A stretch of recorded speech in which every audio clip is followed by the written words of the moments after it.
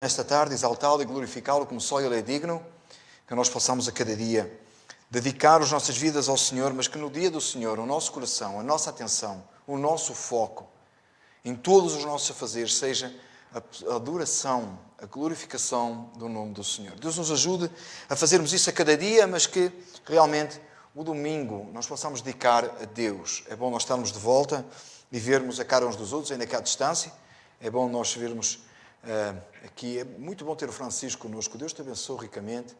Também é bom ter connosco o irmão José e a irmã Olívia, que já há algum tempo, dada esta situação do Covid, não tinham podido estar. É bom nós aos poucos vamos voltando àquilo que é a situação, a nova normalidade. Que Deus nos ajude e nos conceda a sua graça em cada dia, em cada instante. Nós vamos ficar de pé, vamos orar ao Senhor, abrindo assim este culto com oração. A seguir, nós vamos seguir e cantar 2 hinos ao Senhor nosso Deus, dirigidos pela irmã Sandra, com a ajuda do irmão Juliano. Nós iremos cantar ao Senhor. Vamos ficar de pé para orar com alegria nesta tarde, entrar na presença do Senhor, celebrar e exaltar o nome daquele que vive e reina para todo o sempre, o Senhor de toda a glória. Amado Deus e Pai, eis-nos na Tua presença para Te exaltar e Te glorificar. Senhor Deus, Tu és santo, Tu és poderoso. Somente ao Teu nome nós damos glória e nesta tarde nós vimos diante de Ti para Te bendizer, ó Senhor, para Te adorar. Pai, os nossos corações têm sido quebrantados a cada dia pela manifestação da Tua glória, a Tua majestade. Senhor, quando olhamos a Tua santidade, percebemos que nada somos, o quão pequenos nós somos e o quanto nós necessitamos de Ti, ó Deus. Senhor, nesta tarde, que a Tua palavra venha falar aos nossos corações e vidas, venha tocar verdadeiramente, venha transformar, limpar, purificar, venhamos a ser fortalecidos em Ti, possamos seguir segundo a Tua boa mão e vontade. Oh Senhor, obrigado pelo Teu povo, trouxeste a Tua casa nesta tarde. Obrigado porque tem sido a Tua misericórdia tão grande para conosco, que nos permites mais uma vez reunirmos, mais uma vez adorarmos, mais uma vez exaltarmos. Só o Senhor é Deus. Só Tu és Senhor. Só Tu és Senhor. Pai amado, obrigado, Deus, por esta oportunidade, por este privilégio.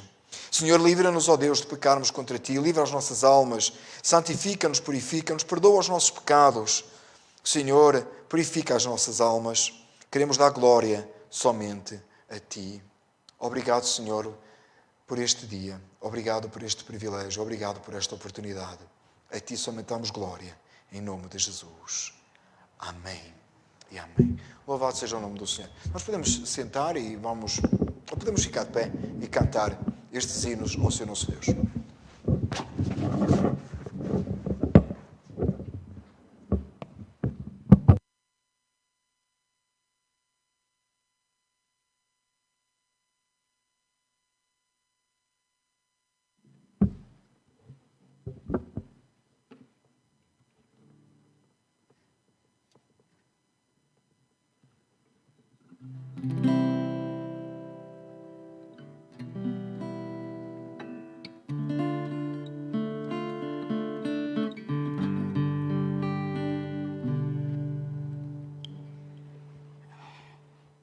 Pai do Senhor da Igreja, Pai do Senhor, a todos que também estão assistindo pelo Facebook.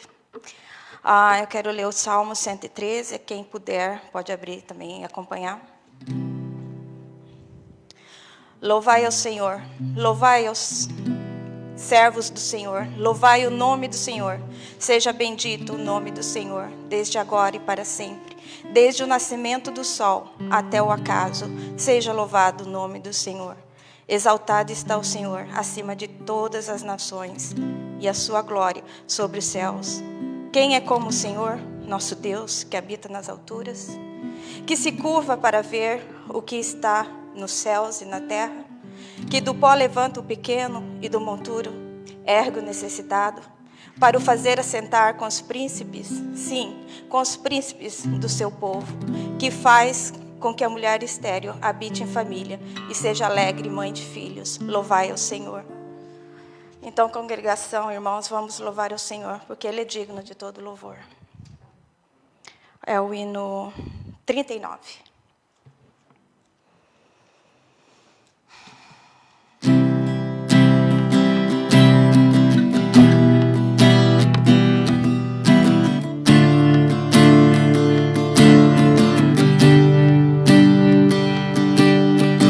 Bendito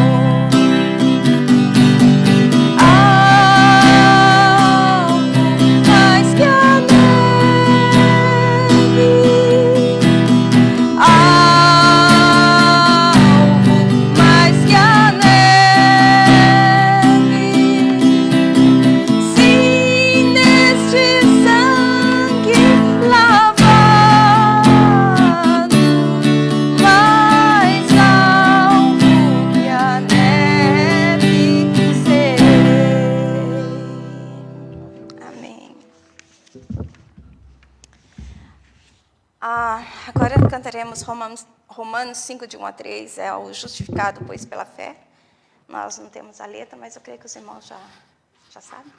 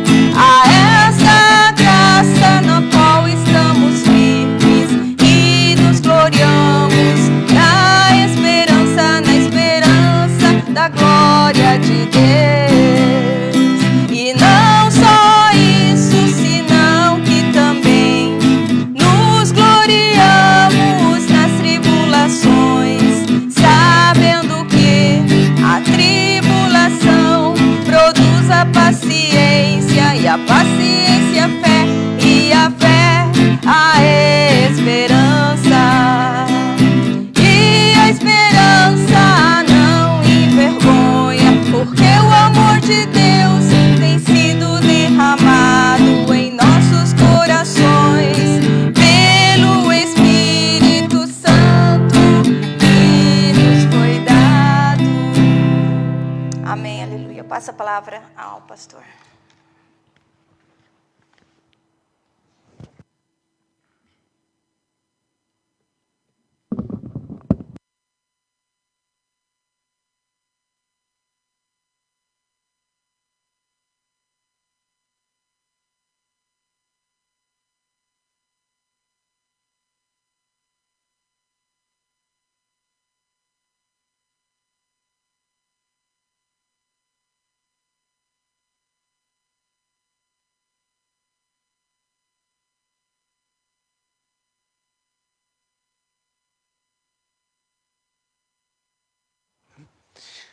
Amém, irmãos. Que bom que é que nós podemos cantar as Escrituras. Amém, nesta tarde. Nós vamos passar então a palavra do Senhor e de pé, do jeito que estamos. Vamos orar ao Senhor para assim nós escutarmos e participarmos da palavra de vida eterna. Amém? Oremos. Senhor Deus, nesta hora, Pai, da hora da exposição da Tua palavra, nós te pedimos, Senhor, que sejas Tu a ministrar os nossos corações e vidas, possamos ser aperfeiçoados, possamos ser moldados. Senhor Santo, nós te adoramos. Nós vimos diante de ti carentes de ti, dependentes inteiramente do Senhor. Não há nada que possamos fazer ou dizer, Pai, que te impressione. Mas queremos, só Deus, nesta tarde, ser impressionados e tocados pela dimensão da tua palavra. E assim, nós podemos confirmar nos nossos corações a vida eterna que há em Cristo Jesus. Pai Santo e maravilhoso, te fala connosco, te pedimos em nome de Jesus. Amém. Irmãos, podemos ficar sentados, gostaria só, ainda antes de ler o texto, referente ao dia de hoje, e dado que alguns irmãos eventualmente não estiveram connosco a semana passada, ou há 2 semanas, eu não sei se você tem acompanhado online, nós temos vindo a falar, e este é o 3º sermão, sobre a pergunta mais importante da sua eternidade. Se você olhou o cartaz, o anúncio, dizia a pergunta mais importante da sua vida, e estava arriscado propositadamente para dizer da sua eternidade. Qual a pergunta mais importante da nossa eternidade? Perguntas às quais nós queremos resposta. Deixa eu só confirmar, irmãos, consegue-se ouvir, correto? Consegue-se ouvir bem? Tá? Ok. Então, eu estou a ouvir a mim próprio, e é por isso que, não sei, tem um pouquinho de feedback. Então, a pergunta mais importante da sua eternidade, a pergunta mais importante da sua vida terrena e da sua vida futura é, com certeza, sem sombra de dúvidas, onde é que você vai passar a eternidade. Esta semana, nós tivemos o privilégio de ter uma palavra pelo nosso irmão Juliano, aos jovens, da qual eu faço parte, não porque eu sou jovem, mas porque o pastor tem que estar metido em tudo, né? Então o Juliano fez o grupo e os jovens, e ele apresentou um exemplo bem conhecido do pastor Francis Chan, que é uma corda muito comprida com uma ponta vermelha, não é isso, Juliano? E nós prestamos tanta atenção àquela ponta vermelha, quando nós às vezes esquecemos de ter uma eternidade tão grande. E o que é aquela ponta vermelha? É a vida terrena, aquilo que nós vivemos aqui. A forma que nós vivemos aqui não só determina onde é que passaremos a eternidade, mas mais do que isso, se nós vivermos... obrigado, esqueci da distribuição do cópia, obrigado. Então, muito mais do que isso, onde nós passaremos a eternidade, vai ser revelado na nossa vida aqui. A eternidade se revela, onde você vai passar a eternidade, tem que ser visível, é visível nas nossas ações aqui nesta terra. Nós temos então dedicado 12 sermões para responder à pergunta mais importante da sua eternidade. Você, na verdade, a pergunta é simples. Você é um salvo? Eu sou salvo? Como é que eu sei que eu sou salvo? Tem um monte de coisas que a gente fala, a gente repete, a gente diz, mas que às vezes não levam a um pensamento completo ou de uma resposta absoluta. Sou eu realmente salvo? A minha vida, se partir para a eternidade hoje, eu vou estar com Deus na eternidade, ou eu vou estar debaixo da ira de Deus? Qual é o ponto? O que é que vai acontecer? E eu dizia na introdução, eu estou passado muito rápido, alguns irmãos não tiveram os outros sermões, na introdução eu dizia que é muito importante nós saber para onde vamos. Hoje eu ainda não consigo chegar aqui a este local sem GPS. Aliás, eu dificilmente consigo sair da minha casa sem GPS. Então eu coloquei no GPS, e é importante que à medida que a gente vai avançando, a gente tenha um local para onde ir. E ao sair de casa, eu não estava a encontrar a morada. Então eu precisei procurar, e depois lembrei que estava no grupo que a nossa irmã tinha colocado. Eu fui ao grupo, tirei a morada e coloquei, porque eu preciso saber para onde eu vou. Ora, se isto é tão importante para estar aqui às 6h30, quanto mais importante é nós saber para onde vamos quando se trata de toda a eternidade. Estaremos com Deus ou estaremos debaixo da ira de Deus? O objetivo deste grupo de mensagens é que, irmão, você possa saber que tem vida eterna, conforme João diz. Ou se você não tem vida eterna, você possa encontrar em Cristo Jesus e o Espírito Santo possa trazer a si clara evidência de que Jesus Cristo é o Senhor e o Salvador, o único Senhor e Salvador. Na mensagem passada nós falámos de uma das marcas como é que eu sei que eu sou salvo? E é a comunhão com o Pai e com o Filho. Esse documento que os irmãos têm recebido a cada domingo é uma exposição que nós encontramos do pastor John MacArthur e que nos ajuda a entender. Nós não estamos pregando o livro ou a exposição que você está a receber, nós estamos pregando a palavra de Deus. Mas é uma orientação que você pode levar para casa, refletir e ouvir ou ler um pouco mais. O texto de hoje é 1 de João 1, versículos 5 a 10. 1 de João 1, versículos 5 a 10. Analisámos a semana passada 1 de João 1, 1 a 4. E hoje iremos ler então 1 de João 1, versículos 5 a 10. Eu pedia que nós ficássemos de pé, como é nosso hábito, para lermos a santa e bendita palavra do Senhor, para assim meditarmos neste texto da palavra do Senhor. 1 de João 1, 5 a 10.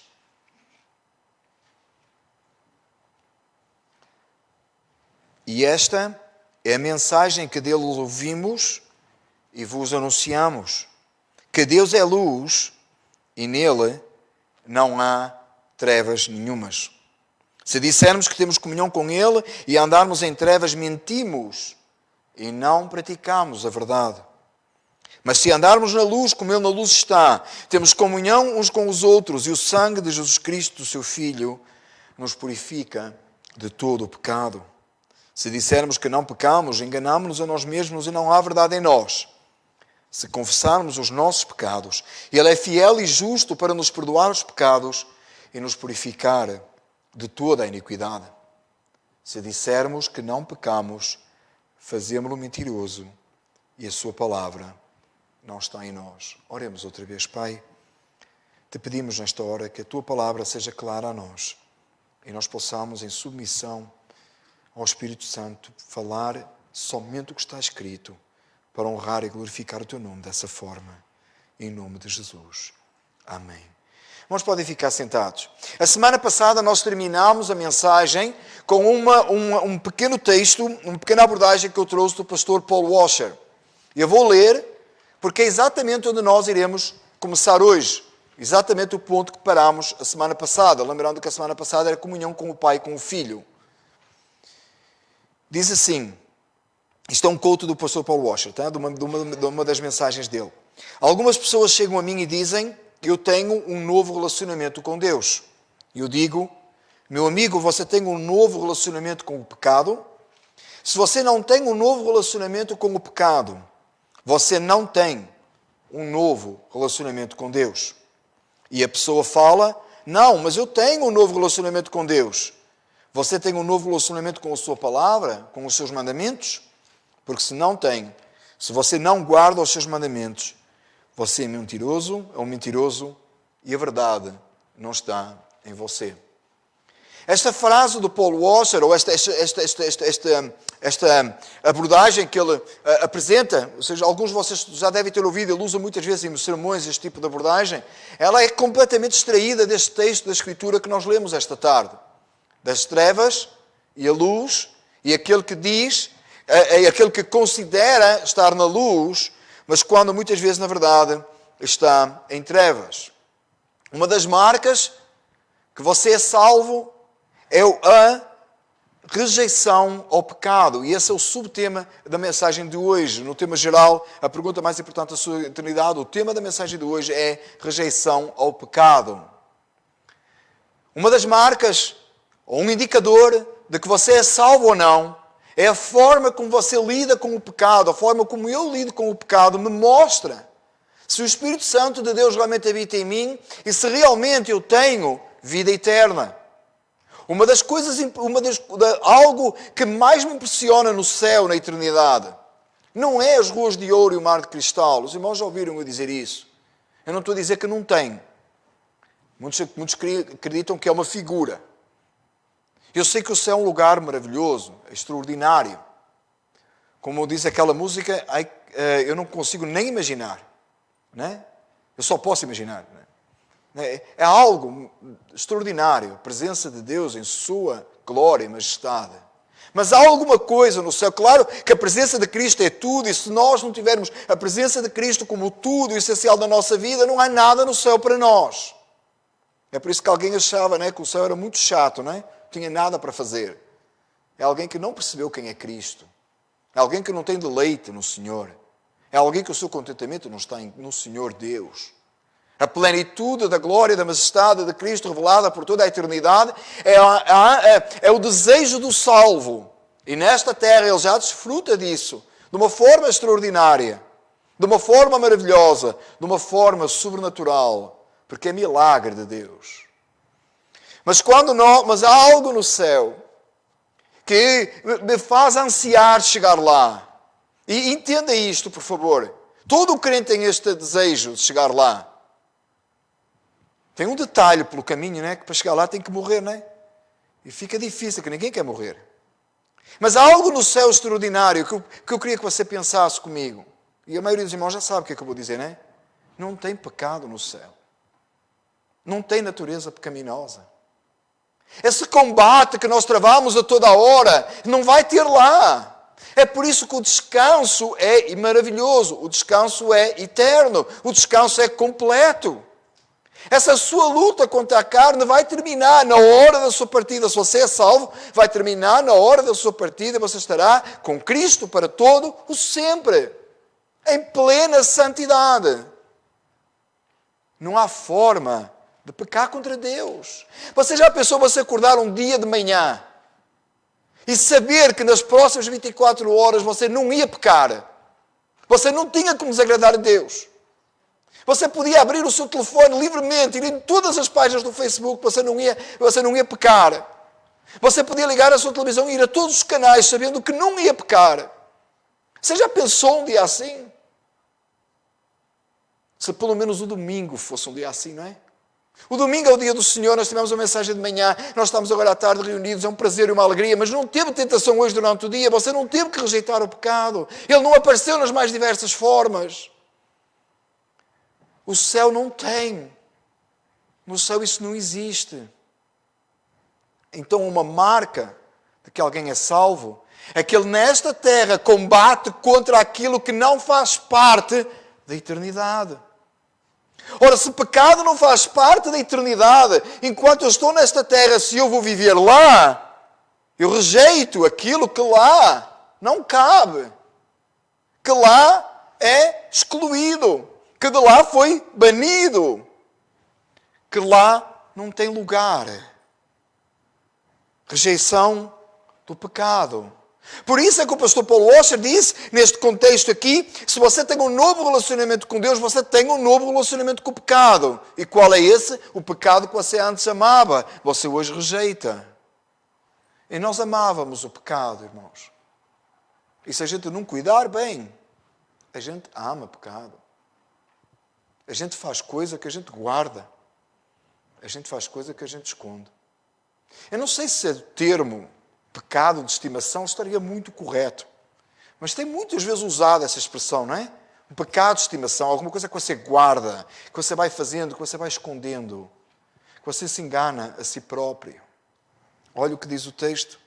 Versículo, vamos analisar agora pouco a pouco os versículos. E esta é a mensagem que dele ouvimos e vos anunciamos. E qual é essa mensagem? Que Deus é luz e não há nele trevas nenhumas. Deus é luz. Nele não há trevas. Não há nada. Não houve nada na pessoa do nosso Senhor Jesus Cristo. Não, jamais pecou. Na sua boca se achou engano. Porquê? Porque Ele é o Santo de Deus. E nós iremos falar numa outra abordagem, eu creio, sobre a ação do Espírito Santo no salvo, mas na verdade, quando eu digo o Espírito Santo habita em mim, só o facto de eu dizer o Espírito Santo que habita no salvo. Nós não usamos muito, não é muito comum nós usarmos a expressão os santos, referindo-se à igreja, mas você reparou que a palavra de Deus refere, os irmãos têm que ter sobrenome santos, não é? Mas você reparou como a gente se refere, a palavra de Deus refere, nós não temos por costume, não é? Vamos, hoje ter o culto lá com os irmãos santos de Kenaland, com os santos em Kenaland. Não é costume dizer-se assim. Os santos de Clifton vieram até aqui. Não é costume dizer. Mas não está fora de um contexto bíblico. Aqueles que foram resgatados e que agora vivem em santidade. E que santidade é uma marca absoluta. É um selo. É profundo. É notório. Aponta para a eternidade. Santidade. Deus é luz e nele não há trevas nenhumas. Você lembrar da semana passada, e quando eu continuo a repetir semana passada, há 2 semanas, irmão, se você perdeu alguma das mensagens, por favor, o irmão Juliano tem colocado no YouTube, no Sermon Áudio, vai atrás e vê para perceber bem o contexto que estamos a falar aqui. Nós encontramos que dizia assim, no versículo 1, a semana passada, do mesmo capítulo, dizia assim, nós estudamos assim, o que era desde o princípio, o que ouvimos e o que vimos com os nossos olhos que temos contemplado e as nossas mãos tocaram da palavra da vida. Lembra, nós falamos nisto? Agora, nesse mesmo seguimento, João diz, e esta é a mensagem. Voltando à mensagem. Qual é a mensagem? É que Deus é luz e nele não há trevas. Nenhumas. Você já pensou quando nós anunciamos a mensagem do Evangelho a alguém, nós estamos a falar a mensagem de Deus, que é luz, no qual não há trevas? Você percebe como nós rapidamente, sem explicarmos quem Deus é, e sem falar de santidade, o atributo mais exaltado nas Escrituras é a santidade de Deus. Não é o amor. A palavra de Deus diz assim, Deus é santo, santo, santo. Nunca diz Deus é amor, amor, amor. Mas não estou a dizer que Deus não é amor. É claro que Deus é amor. É claro que Ele nos ama, porque por isso Ele enviou o seu Filho. É claro. Mas o atributo de Deus mais exaltado nas Escrituras é santidade. Deus é santo, santo, santo. E quando nós contemplamos essa santidade maravilhosa, a mensagem que dele ouvimos é que Ele é santo, Ele é luz. E às vezes nós vamos assim tão rápido falar de Jesus a alguém e nós queremos que a pessoa automaticamente receba a salvação em Cristo Jesus, seja resgatado das trevas. A gente ora, Senhor, envia o Teu Espírito Santo, usa as minhas palavras e tal. Mas a gente esqueceu de falar de uma coisa, é da santidade de Deus. Porque na hora que nós somos, é colocado diante dos nossos olhos a santidade de Deus, nós automaticamente vemos que nós estamos em trevas, que nós somos pecadores, que nós não merecemos essa santidade. Se nós começássemos a exaltar mais nas nossas vidas e na mensagem que proclamamos o facto de que Deus é luz e nele não há trevas nenhumas, era muito mais claro quando nós começássemos a apresentar a morte e a ressurreição do Senhor como sacrifício válido para purificação de pecados e vida eterna. E o céu começava a ser só apetitoso, desejável para aqueles que realmente são salvos. A plena santidade de Deus. Se dissermos que temos comunhão com Ele e andarmos em trevas, mentimos e não praticamos a verdade. Se você anda em trevas, se você permanece no seu pecado, se você faz coisas desagradáveis a Deus, a sua prática normal, habitual, não é uma prática de santidade, então você mente. Se você diz que está em Cristo, se você diz que é salvo, não importa que você diga que eu vou morar no céu. Você sabe o que é interessante? É que nós sabemos que a salvação é pela fé, é um dom de Deus, e Deus nos deu e nos concede. Mas é algo que muitas vezes é pensado como algo demasiado místico. Assim, uma coisa, né, que a gente ouve, vem assim um som de um sítio qualquer, e tem gente que crê, eu creio no meu coração de corações que eu sou salvo. Lá no fundo, no coração de corações. É exatamente onde a Bíblia diz que é o coração do homem que é enganoso. Não é? Mesmo lá que a pessoa guarda que é salva. Mesmo onde a Bíblia diz que é enganoso. Mas na verdade, alguém que é salvo, ele tem marcas tão claras na sua vida que ele sabe que é salvo. Ele não se exalta por isso, ele exalta o Senhor que o salvou. Ele consegue perceber que é salvo porque, irmãos, eu sei que eu sou salvo por causa de coisas que Deus fez em mim. Não por coisas que eu fiz. Se eu falava consigo, você fazia a mesma coisa, repetia. Algo que Deus fez sobrenatural e eterno. Mas é tão palpável, é tão visível, é tão claro. É mais claro do que os 100 graus que esteve hoje. Hoje está 100 graus de temperatura, você sabe? Está 100 graus, todo mundo deu conta, né? Você já derreteu um pedaço, né? Deu conta, né? Mas para alguns irmãos está ótimo, está agradável. E para outros está difícil. Então você fica, né? Não é calor demais, não é. Se calhar está bom, né? Só fica assim nessa coisa, né? Escute, salvação não é assim. Porque é um ato sobrenatural de Deus e não dá para ficar na dúvida se é ou se não é. Deus vai colocar marcas em nós tão profundas, tão claras, tão absolutas, que no todo o coração sabemos que temos vida eterna. E jamais nos gloriaremos nisso, mas gloriaremos o Deus nisso. Fiz-me entender? Quando eu digo jamais nos gloriaremos nisso, não é gloriarmos no Senhor, é gloriarmos na carne. Nós nos gloriaremos no Senhor e daremos glória a Deus. que pôs essas marcas em nós. É por isso que não é uma coisa como ninguém sabe bem. A gente vai lá no culto, a gente cumpre o horário e tal, eventualmente Deus vai nos aceitar. Que triste que alguém possa pensar tal coisa. Precisamos de marcas claras e absolutas. Precisamos que Deus confirme na nossa vida. Precisamos de ter a certeza para caminhar de uma forma firme na nossa vida. E santidade, luz, é claro nisso. Eu queria saltar consigo, irmãos, rapidamente, para o versículo 10, e nós voltaremos lá. Diz assim a palavra: se dissermos que não pecamos, fazemos-lo mentiroso, e a sua palavra não está em nós. Note uma coisa, não é só que nós mentimos a nós próprios, mas nós fazemos de Deus mentiroso. Mas nós já iremos tocar esse assunto daqui a pouco, na continuação aqui do texto. Voltemos atrás ao versículo 6. Fica com isto em mente. Fazer de Deus mentiroso. É sério. É sério? Se você saísse deste lugar hoje, com a certeza que você fez de Deus mentiroso, era complicado, não é? Deus nos ajuda, amados. Olha o texto, vamos seguir aqui, versículo 7. Diz assim, versículo 6 ainda. Se dissermos que temos... Perdão, 7 sim. Mas se andarmos na luz, note, se andar na luz, como Ele na luz está, temos comunhão uns com os outros. Lembra da semana passada, quando nós analisámos o versículo 3, nós lemos assim: o que vimos e ouvimos, isto vos anunciamos, para que também tenhais comunhão conosco, e a nossa comunhão é com o Pai e com o seu Filho, Jesus Cristo. Se nós andarmos na luz, como Ele na luz está, temos comunhão uns com os outros, congregar. Que difícil congregar ultimamente, não fica? É um tal de vírus aí que está a evitar a gente congregar. Mentira! Mentira!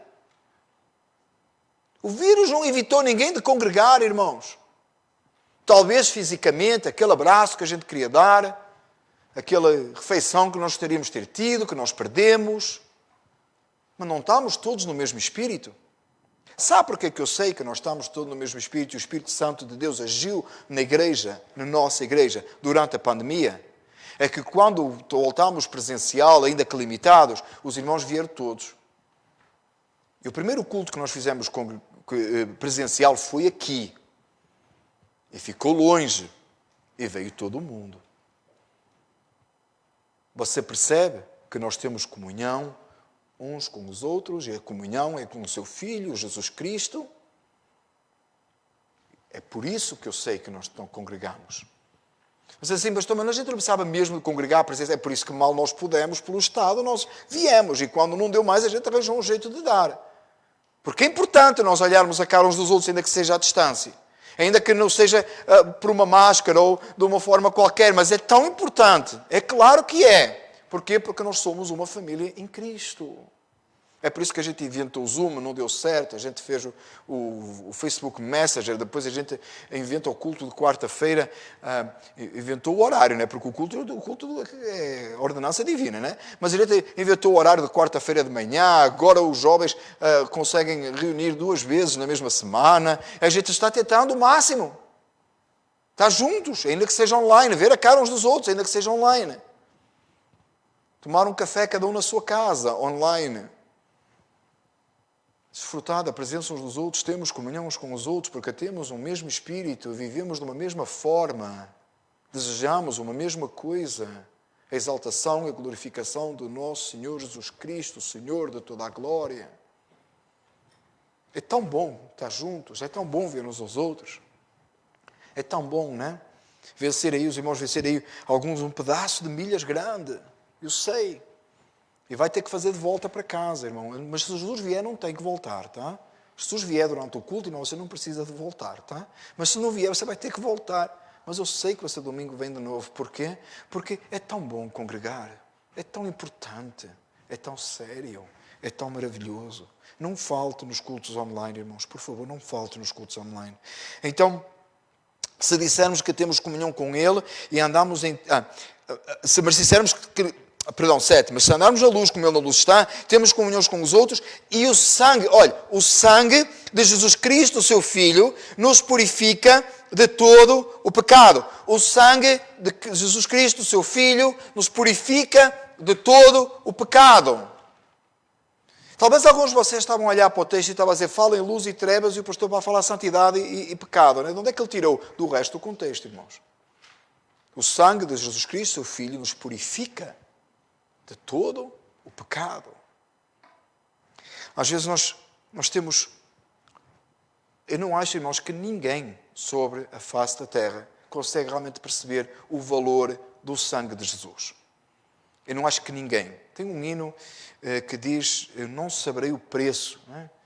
Um corinho, não saberei o preço da minha salvação, algo assim.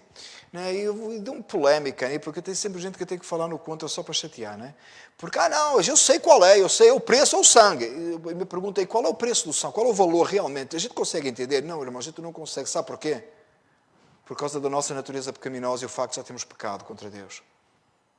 O sangue precioso, imaculado, puro, de nosso Senhor Jesus Cristo, vertido na cruz por pecadores, você consegue-me explicar tudo sobre isso?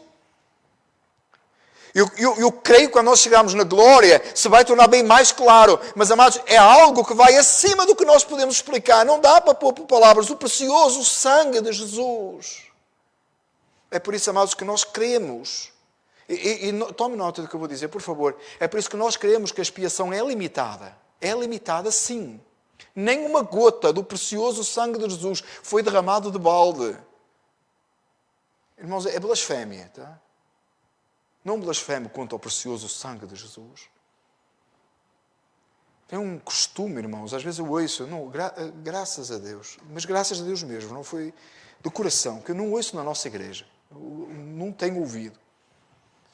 Que é para cá e para lá, sangue de Jesus tem poder. Para coisa que não tinha qualquer banalidade.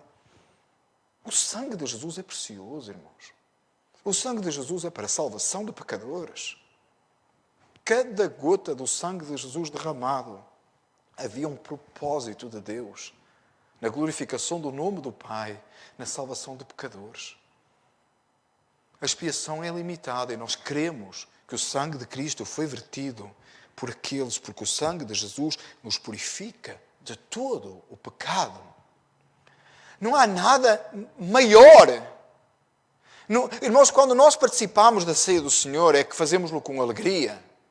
Nós fazemos reverentemente, é o culto solene, é parte do nosso culto solene. Eu não sei como é que os irmãos fazem aqui no templo, mas nós lá fazemos como parte do culto solene e queremos ter todo o rigor a tomar a ceia, mas de repente nós assistimos em igreja de uma forma diferente, mas aquela celebração que é um misto de duas coisas, não é? É um misto de uma grande alegria, mas também de uma grande seriedade. Correto? É assim que quando você celebra a ceia, o coração está cheio de alegria, mas há uma grande seriedade. É um momento tão importante para a igreja. E você toma aquele cálice, que não é o sangue de Jesus que lá está, mas representa o sangue de Jesus. E às vezes nós banalizamos tanto e com tanto medo de nós, com tanto medo que nós temos do catolicismo, especialmente aqueles que vieram de um background católico, nós ficamos com tanto medo de que, porque não vai transformar em sangue de Jesus, e a gente não pode falar que vai transformar em sangue de Jesus, então a gente fica com tanto medo que a gente diz, é só um símbolo. Não é só um símbolo. A ceia do Senhor não é só um símbolo. Não é a árvore de Natal no canto da sua sala para dizer que é Natal. Não é a bandeira dos Estados Unidos fora da porta no 4 de julho. Não.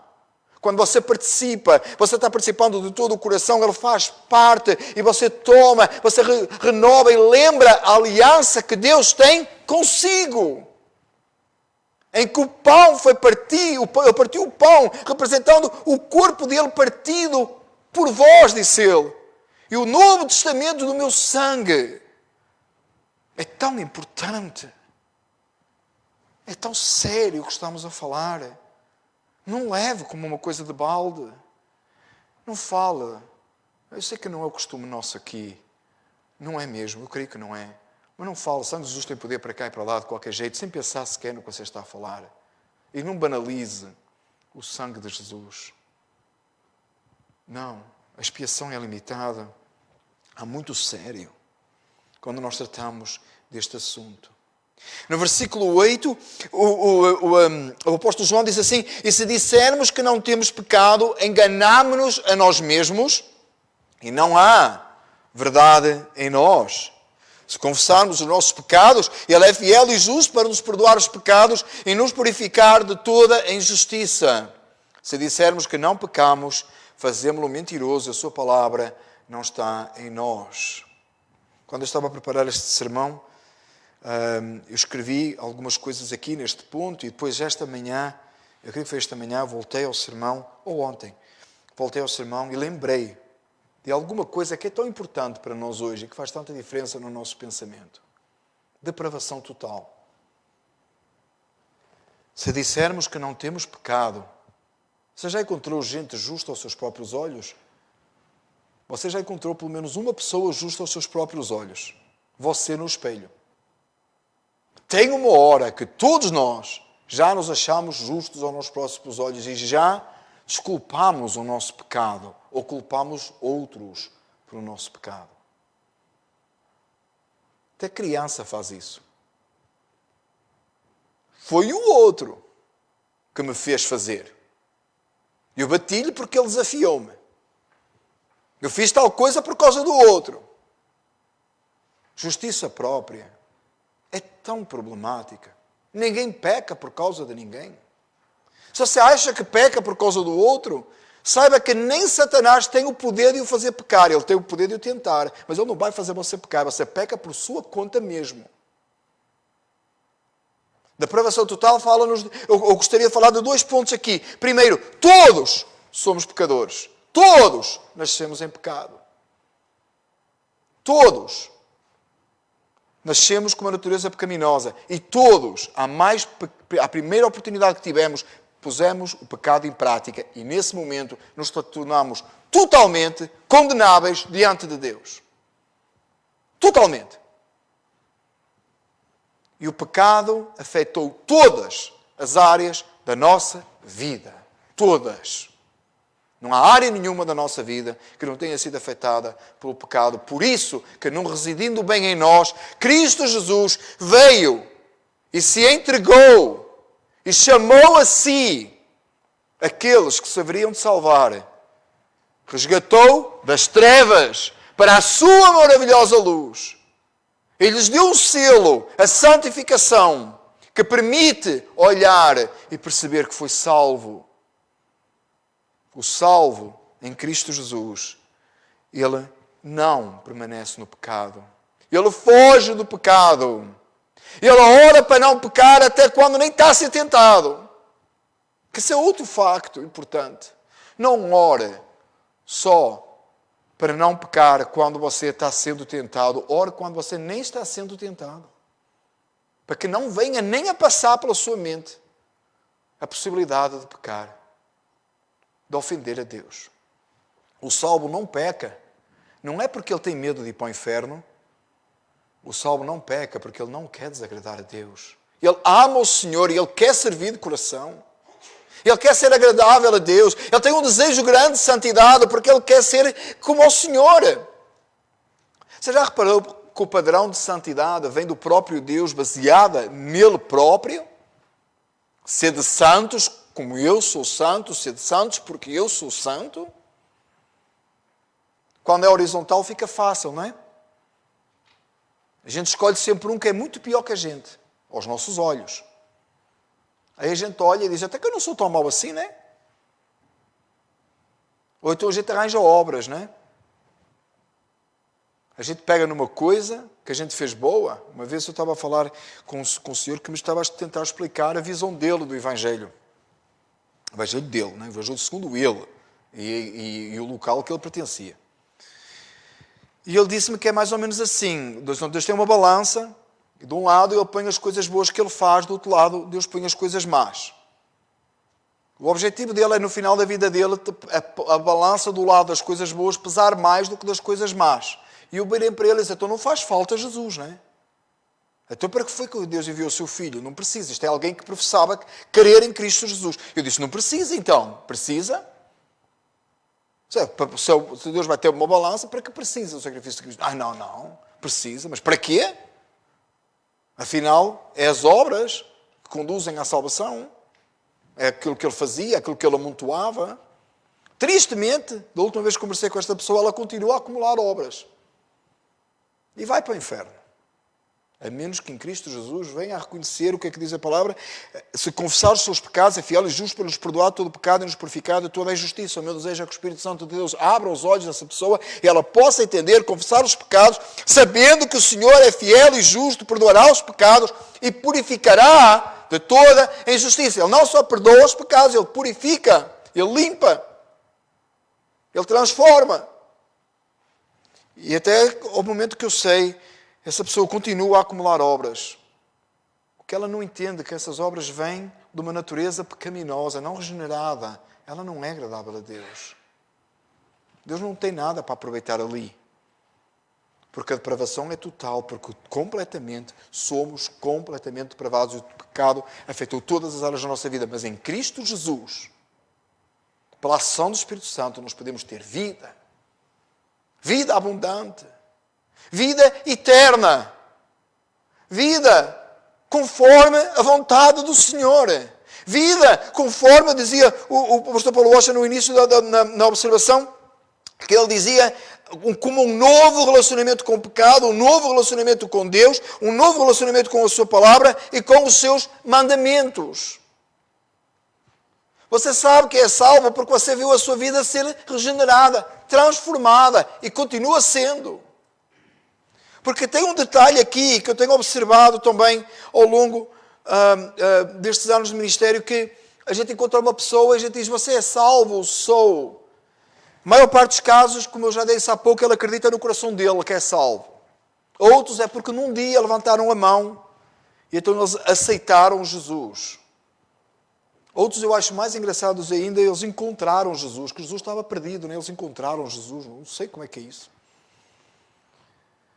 Há uma série de coisas assim, mas olha algo mais profundo, talvez mais, que pode ser o caso nosso. Alguém que a gente fala, você é salvo. E a pessoa diz, sou, porque no ano de não sei das quantas, Deus fez alguma coisa em mim. A minha pergunta é, e hoje? Deus parou lá atrás? Tem certeza que foi Deus? Porque tem gente a mudar de vida, a olhos humanos, que parece até milagre de Deus, não tem? O indivíduo tinha uma vida toda errada, um dia bateu com a cabeça num sítio qualquer e disse, vou mudar de vida. Não dá mais. Tem nada a ver, às vezes, com o Espírito Santo de Deus. Às vezes tem a ver até com velhice. À medida que os anos vão passando, a pessoa começa a ficar um pouco mais madura e começa a fazer menos asneiras, menos erros no mundo. Aí está mais calmo, parece convertido. Está nada, está velho, gente. Isso não é salvação nenhuma. Só está mais velho, faz menos asneira.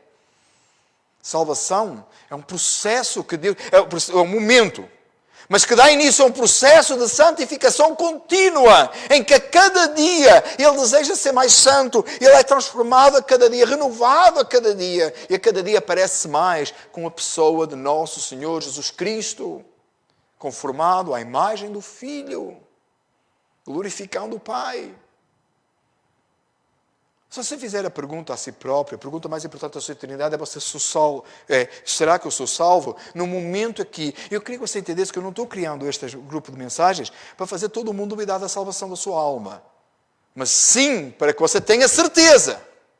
E se você não tem, para que você possa se arrepender. E o Espírito Santo vir trabalhar em si, você possa confessar os pecados, sabendo que Ele é fiel e justo, para perdoar os pecados e purificar de toda a injustiça. Aquele que diz que não tem pecado, faz de Deus mentiroso, diz o texto, versículo 10. Não faça de Deus mentiroso. Não se justifique aos seus próprios olhos. Saiba que é um pecador. Mas saiba que em Cristo Jesus, se você está em Cristo Jesus, você tem vida eterna. Porque Ele purifica, porque Ele santifica. E Ele coloca esta marca na sua vida, que é a santificação, que ela vai crescendo e ela é atual hoje. Ela aponta para uma eternidade por causa do agora. Cuidado que você analise, pense, vá para a sua casa, quando for para a sua casa, analise a sua vida e diga, qual foi a última vez que alguma coisa aconteceu na minha vida que me fez mais santo, que eu tive um momento que santificou? Se foi há mais de 2 horas, volte-se para Cristo.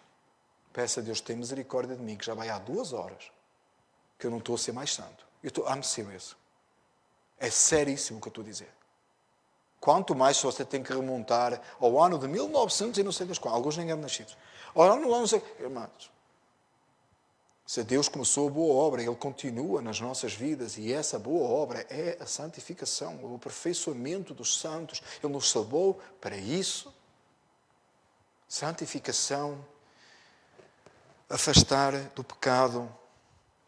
Eu queria lembrar a ilustração que eu trouxe a semana passada. Eu sei que os irmãos já ouviram, vão dizer, ele fala sempre a mesma ilustração, 2 semanas seguidas a ouvir a mesma, mas alguns não ouviram. Vocês já sabem, né? Alguns já sabem, outros não ouviram. Eu conheci um rapaz, eu estudei na escola com uma jovem que ela não era gaga. Vocês já sabem a história, a maioria já sabe. E depois conheci um rapaz que ele era gago. E de alguma forma, não tem nada a ver comigo, eles se encontraram e casaram.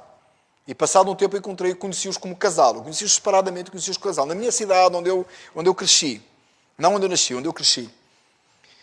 E uma vez nós estávamos a conversar e a jovem, do nada, e ele fazia assim, ele falava e fazia e dizia qualquer coisa. E a jovem, do nada, a jovem senhora já casada, do nada está a falar. Ela nunca fez aquilo na vida dela. Nós estávamos na mesma sala, ela nunca fez aquilo. Ela está a conversar e ela faz e eu olhei para ela e disse: o que foi isso? Onde é que tu tiraste isso? Ela estava tão próxima do marido, eles estavam tanto tempo juntos, ele todo dia fazia e ela também. Ela começou a acompanhar, começou a apanhar o mesmo jeito. Eu creio que os filhos hoje também devem fazer, não sei. Ao fim destes anos todos, nunca mais vi esse casal. Mas o que é que eu queria trazer com isto para si, para você pôr na sua mente? Você acompanha um Deus Santo? O Espírito Santo habita em si? Você tem que falar palavras santas. Você tem que ter ações santas. O seu sentar e o seu levantar tem que ser santo. Ou então você não está acompanhando com o Espírito Santo de Deus. O Espírito Santo de Deus não está em si. Porque se o facto de uma expressão vocal era tão impactante na vida daquela pessoa, quanto mais a ação sobrenatural do Espírito Santo de Deus é no ser humano, que Ele não vai revelar nas suas ações, que Ele não vai revelar no seu falar, que Ele não vai revelar no seu agir. O salvo rejeita o pecado. O salvo vive em santidade, porque Deus o chamou para isso e lhe deu essa marca. Analise a sua vida, meu irmão. Veja como é que você está diante de Deus. Confire no seu coração, diante do Senhor, diante desta palavra, como é que está a sua vida espiritual. E o meu desejo, amados, é que você possa ir para a sua casa com alegria e dizer: eu sei que eu sou salvo porque Deus está a trabalhar a santidade na minha vida. Então, meu irmão, continua. Esforce um pouco mais. Dedique mais tempo à oração. Dedique mais tempo à busca da palavra, na palavra do Senhor, ao estudo das Escrituras. Passe mais tempo com os irmãos. E você verá esse desejo do seu coração aumentar. E você verá a sua vida mudar. Mas se não tem, hoje é dia de você acertar com Deus. É dia de você clamar ao Senhor. E dizer: Senhor, purifica, limpa, ajuda-me. E Cristo Jesus será exaltado em nossas vidas. O grande desejo meu é que todos que estamos neste lugar possamos entender esta palavra, aguardemos nos nossos corações e possamos prosseguir. Nós iremos ter outros sermões sobre este assunto, tem mais até 9 pela frente, e nós iremos continuar a estudar este assunto. E eu espero que você tenha a sua cópia, você possa levar para casa, você possa analisar. E se você quer o livrinho em inglês, eu penso que ainda temos disponíveis. Temos? Ainda tem. Se você quiser o livrinho em inglês, você pode levar. Se você não tem as cópias anteriores e quiser, por favor, a nossa irmã Sandra pode providenciar para si das outras mensagens e ouça também as outras mensagens. Que o Senhor nosso Deus, em Cristo Jesus, nos faça compreender estas coisas. Nós vamos orar ao Senhor e terminar o nosso culto com a bênção apostólica, como é habitual. Mas, por favor, não se retirem, temos alguns assuntos a tratar. Fiquemos de pé. Senhor Deus, nesta tarde, eu te peço pela minha vida em primeiro lugar, pela minha família, que verdadeiramente Cristo Jesus seja exaltado. Que haja marcas de santidade claras em mim, revelando a tua glória e a tua majestade, revelando o lugar eterno, sem pecado, onde irei habitar. Senhor, eu te peço isto mesmo pela minha família. Mas eu te peço, Senhor, isto mesmo, nós te pedimos isto mesmo como congregação, nós te pedimos que seja assim nas nossas casas, nas nossas famílias, em cada um de nós, naqueles que nós amamos. Nós te pedimos que por misericórdia nos venhas esta noite confrontar com a palavra e nós possamos verdadeiramente reconhecer que temos sido chamados para andar na luz. E se tem trevas, nós estamos fazendo de ti, Senhor, mentiroso. Tem misericórdia, tem misericórdia. Senhor, eu te agradeço este tempo, esta oportunidade. Te agradeço, Senhor, por podermos cultuar a ti mais uma vez. A ti, Senhor, a glória e o louvor, no nome eterno de Cristo Jesus, Senhor nosso. Amém. É então que o amor de Deus e a graça de Cristo Jesus e a comunhão do Espírito Santo sejam com cada um de nós, desde agora e até à vinda de Jesus. Todos dizem? Amém. Amém. Nós podemos ficar sentados? Sim.